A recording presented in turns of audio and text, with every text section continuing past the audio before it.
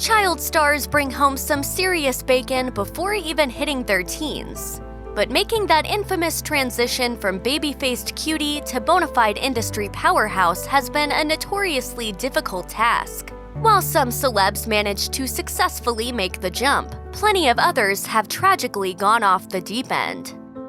Corey Feldman hit the big time at just 3 years old after appearing in more than 100 commercials. But it wasn't as glamorous as it looked. He later described the experience to the AV Club as being, quote, child slavery. Feldman's father was mostly absent, and his mother was reportedly abusive. And he claimed that he numbed the pain with marijuana and alcohol for the first time on the set of 1986's Stand By Me. It would be the beginning of a long battle with substance abuse. I don't need no babysitter. You do too. When he was 15, Feldman was legally emancipated from his parents, but they'd already allegedly squandered his earnings, leaving him a measly $40,000. People magazine reported he developed a cocaine habit, which was followed by heroin, and he was arrested 3 times and sent to rehab in 1990. He claims that other than one relapse in 1995, he has not used a hard drug since. Still, there are indeed bright spots in the actor's life. He married his longtime girlfriend Courtney Ann in 2016. Lindsay Lohan rose to fame through Disney flicks like The Parent Trap, and became one of the biggest stars on the planet through her lead role in Mean Girls. Unfortunately, her fall was as fast as her climb. According to Vanity Fair, she was hospitalized for, quote, exhaustion and asked to curb her partying in 2005, and later revealed that she was bulimic and using drugs in 2006. After a long series of arrests, probation, rehab stints, more arrests, a little prison time, and some community service, dating from 2007 to 2012 per People mag, Lohan finally managed to stay out of the tabloids for most of 2015. But 2016 brought a nasty split from Russian businessman Igor Tarabasov, whom she accused of physically abusing her, according to E! News. As of mid-2020, Lohan is splitting her time between London and Dubai and continues to tease her big comeback. You guys give up, or you're thirsty for more? Home Alone star Macaulay Culkin retired from the spotlight, but it still finds him occasionally, and not for the best reasons. In 2004, at age 24, Culkin was arrested when cops reportedly busted him with over 17 grams of marijuana, 8 Xanax pills, 16 clonazepam pills, and no prescription. He was later rumored to be on heroin, according to the Daily Mail, an allegation he strongly denied. But life hasn't been a complete broken record of drug abuse and arrests for the star. As of mid-2020, Culkin is enjoying a new relationship with former Disney star Brenda Song, which we hope will inspire him to stay on the straight and narrow.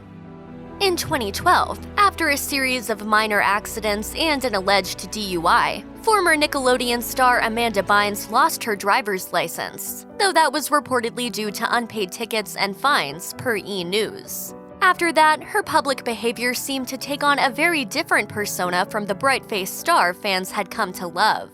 Here's the deal. Come real close to the TV, Alex. Closer, closer, closer.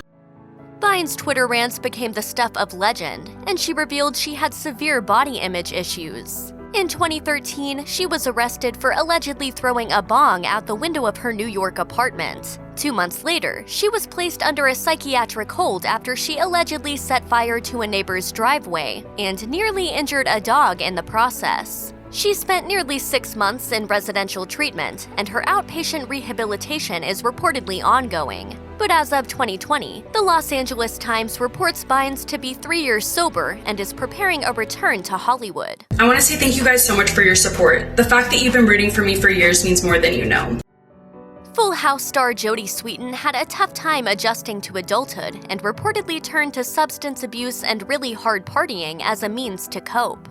In her 2009 memoir Unsweetened, she provided harrowing accounts of meth, cocaine, ecstasy, and alcohol abuse. She even wrote about abusing substances while giving speaking tours about her own sobriety. Sweetin went on to marry 3 times, become a mom to 2 daughters, and finally get clean. I remember my mom saying that when I was little, I had this light that shined really big, and that she'd watched my light become very dark. In 2016, she reprised her role as Stephanie Tanner on the Fuller House reboot and got engaged to her fourth husband-to-be, Justin Hodak. But that romance fizzled as well after Hodak, a convicted felon, became abusive, started allegedly abusing drugs and alcohol, and was arrested for illegal possession of a firearm in 2017, per E! News. The following year, Jodie was snuggling up with a new flame, Mezco Vasilevsky. Pop star Aaron Carter opened up on Oprah's Where Are They Now, revealing long battles with depression and alcoholism that he believes began when his parents divorced. They announced their split an hour before he taped his MTV Cribs episode. He remembered, "I had to show all the cameras my life that I was losing and nobody ever knew it. I kind of had to block it out. I started partying and getting into a lot of trouble." I loved my family being together. I did not want to see them divorce.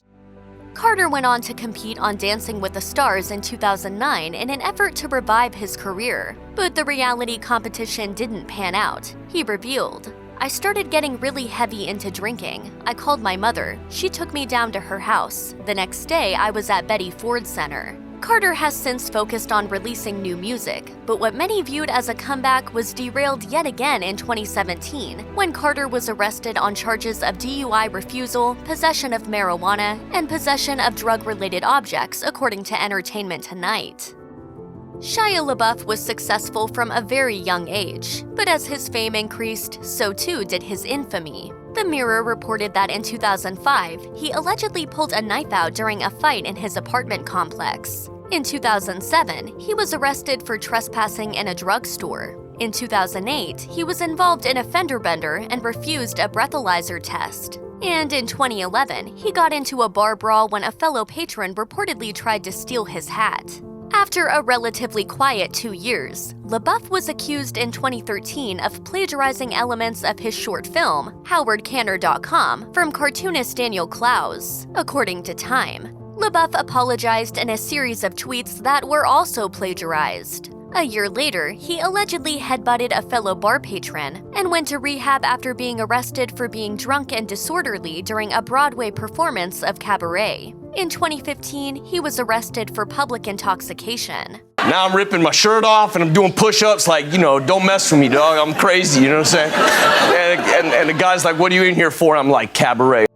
By September 2016, LaBeouf told Variety he hadn't had a drink in nearly a year, and he married actress Mia Goth a month later. But in 2017, he was reportedly arrested for public drunkenness in Georgia and unleashed a verbal tirade against the police. LaBeouf later apologized, tweeting, "I have been struggling with addiction publicly for too long, and I am actively taking steps towards securing my sobriety and hope I can be forgiven for my mistakes." Jaimee Foxworth starred as Judy Winslow on Family Matters until the show wrote off her character with no explanation 4 seasons into the series. This is junk mail. Hey, you're new in this profession. You've got to start at the bottom. I was born at the bottom.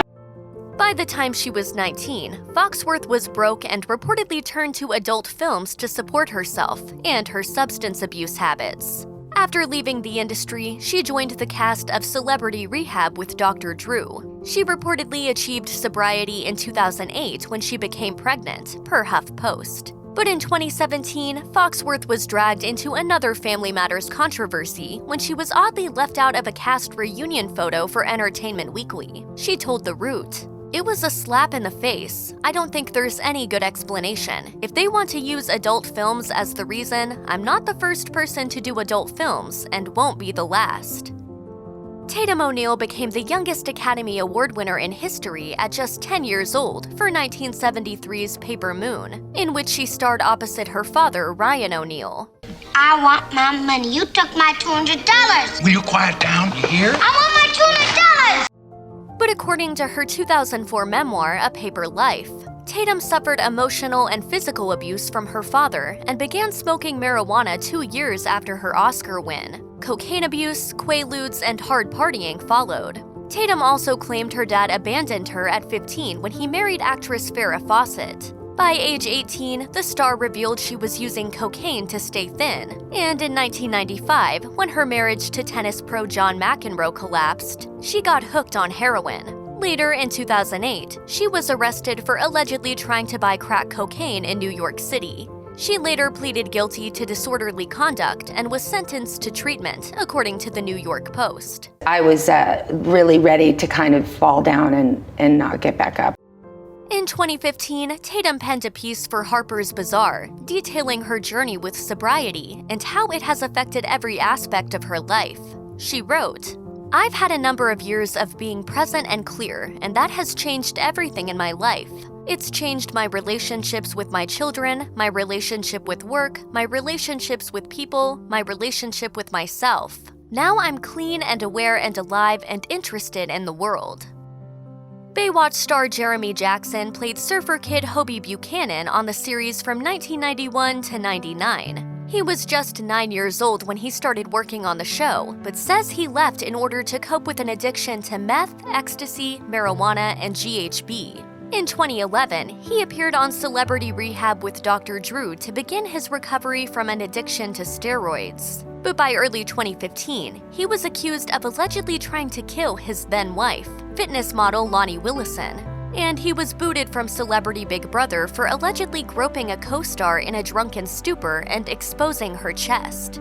In April 2015, TMZ reported Jackson was accused of allegedly stabbing a man at a party, but no charges were filed. 6 months later, he was accused of allegedly stabbing a woman multiple times. Upon his release from jail in October 2015, he went to rehab. And as of 2019, he seemed to be on the road to full recovery, telling Studio 10.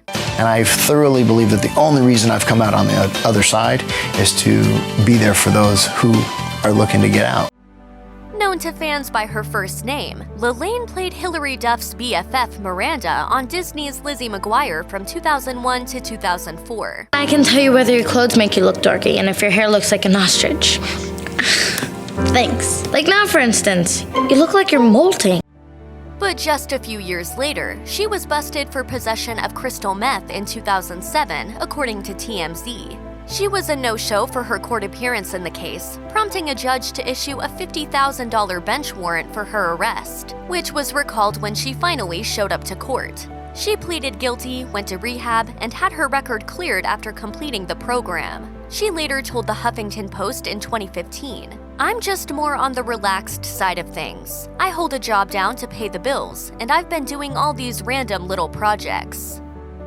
Taran Noah Smith played the youngest son on the hit 90s sitcom Home Improvement, and made some shocking moves as soon as he was of legal age. Almost. He married vegan chef Heidi Van Pelt in 2001 when he was just 17 years old and she was 33. And shortly after they wed, TMZ reported he accused his parents of squandering his earnings. 6 years later, in 2007, the couple split. By 2012, Smith was charged with a DUI and possession of hash and sentenced to 3 years of probation, a 12-hour program for the DUI, and a 6-week diversion program for the hash. But these days, things are looking up for the former actor. He has since reconciled with his family and even helped his mom write an advice book about the child acting industry called Stardom Happens. We got really lucky that, well, first of all, we're still here and we didn't have to deal with too much, any crazy drug problems or anything like that. Edward Furlong got his big break as the young John Connor in 1991's Terminator 2, but within a decade, he was already in big trouble, according to E! News. He was hospitalized for a suspected drug overdose in April 2001, and 5 months later got busted for driving without a license and driving under the influence in 2 separate stops within 4 hours. That led to the first in a series of rehab stints. In 2004, Furlong was arrested and booked for misdemeanor public intoxication in Kentucky after taking lobsters out of a store display case. Furlong married the Ring actress Rachel Bella and welcomed a son in 2006, but their marriage crumbled just 3 years later when Bella filed for divorce. In January 2011, Furlong landed behind bars for violating Bella's restraining order. In 2012, he was accused of exposing his then 6-year-old son to cocaine, according to TMZ. The couple's divorce was reportedly finalized in 2014, but by 2013, he'd already faced legal trouble with another woman. Furlong was sentenced to 5 years of probation, 90 days of rehab, and a year of domestic violence counseling after he allegedly attacked an ex-girlfriend. In October 2016, Furlong was spotted with actress Monica Keena, with whom he'd had a volatile relationship involving multiple domestic abuse charges for years, according to the Daily Mail. In 2013, That's So Raven star Orlando Brown was sentenced to 180 days behind bars for a DUI charge stemming from an arrest in 2011. 4 bench warrants had reportedly been issued for his arrest for failing to appear in court, and he reportedly disobeyed a slew of court orders in the case, according to TMZ. In 2014, he was charged with public intoxication and disturbing the peace after allegedly threatening to murder a woman and her child. After a fight with a girlfriend in 2016, he was charged with misdemeanor domestic battery, obstruction of justice, felony drug possession with intent to sell, and having contraband in jail. In 2016, Brown made vulgar comments about former co-star Raven-Symoné, which triggered a massive backlash on Twitter. In 2017, he doubled down on his now tell-all approach to interviews with even more bizarre revelations about his history with drug use, an erotic video, and even more trash talk about Raven-Symoné via the Progress Report.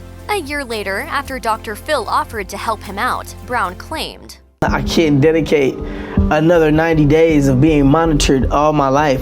I don't need that crap like other people. It's a slap in the face to people that actually need it."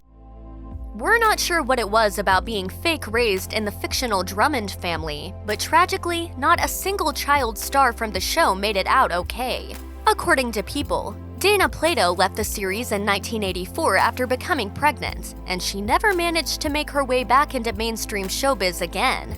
After struggling for years with addiction to various substances, E! News reported she took her own life in 1999 by overdosing on painkillers. Just over a decade later, an Oklahoma news outlet confirmed that her son had also tragically taken his own life. Todd Bridges went down a similar path of drugs and crime, hitting a definitive low point after a string of arrests throughout the 80s, when he was charged with attempting to kill a drug dealer in 1989 per Entertainment Weekly. He was acquitted of the charges, but spent almost a year in jail awaiting trial. Afterward, Bridges still struggled for a few more years with drug and petty crime before finally getting sober in the early 90s. When I was in the Oprah show and I opened everything up, the reason why I did it was I thought it would help somebody. And in actuality, it helped a lot of people. Then there was Gary Coleman, the youngest of the Drummond kids. What you talking about, Willis? Tragically, like his TV sister Dana, Gary also died young after an accidental fall in his Utah home in 2010. He was 42 years old. According to ABC News, prior to his death, Coleman was plagued with financial issues, had multiple run-ins with the law relating to bizarre fan encounters gone horribly wrong, and had a reported 20 police calls logged over the course of 5 years, mostly due to his volatile relationship with his live-in ex-wife, Shannon Price. The life of promising young actor Brad Renfro was cut short at the age of 25 when he died of a heroin and morphine overdose in 2008, according to TMZ. And for as much success as he had in movies, it was constantly overshadowed by the troubles of his private life, starting at just 16 years old when he was busted for possession of cocaine and marijuana. He followed that 2 years later by trying to steal a yacht with his friend, earning him a grand theft charge and 2 years probation per ABC News. 3 years before his death, People reported Renfro hit another bad streak with a DUI and a bust in connection with a heroin sting operation just 1 month later. He was once again placed on probation and went to rehab, though the treatment wasn't successful. Director Larry Clark, who is a former addict himself and who worked with Renfro on the film Bully in 2000, once told South Coast Today, "I've been around a lot of addicts and alcoholics, and I remember thinking at the time, this is one of the worst cases I've ever seen." Instead of capitalizing on her star turn in The OC, Mischa Barton left the show a year early in 2006 and embarked on a decade of increasingly bizarre behavior, according to E! News.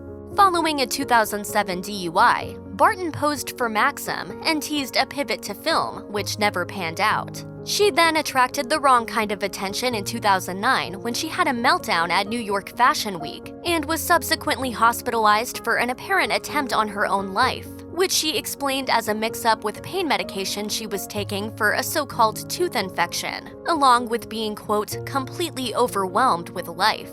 In 2016, Barton briefly returned to mainstream relevance by appearing on Dancing with the Stars, but she was quickly eliminated in the second round. She didn't exactly make a graceful exit, telling The Ringer she was glad to leave after not being able to exercise the creative control she was promised. What's your reaction to your second live show? On a scale of 1 to bad, bad. Comparing the competition to the Hunger Games, she said, "I was so confused by it. It was all a popularity contest. It was awful." Barton was hospitalized a second time following a strange incident in January 2017, in which she was recorded outside her Los Angeles home appearing to be intoxicated and rambling incoherently, according to TMZ. She then voluntarily entered the hospital for a mental health check and later claimed she'd unknowingly been given the drug GHB. As of 2020, Barton wrapped up a legal battle she waged with 2 ex-boyfriends over their alleged attempts to sell illicitly obtained intimate photos and videos of her to various web outlets. I'm here and I'm healthy and I'm on the other side and life is a journey. If you or someone you know is struggling with addiction, please call the Substance Abuse and Mental Health Administration's 24/7 national helpline at 1-800-662-HELP. That's 1-800-662-4357.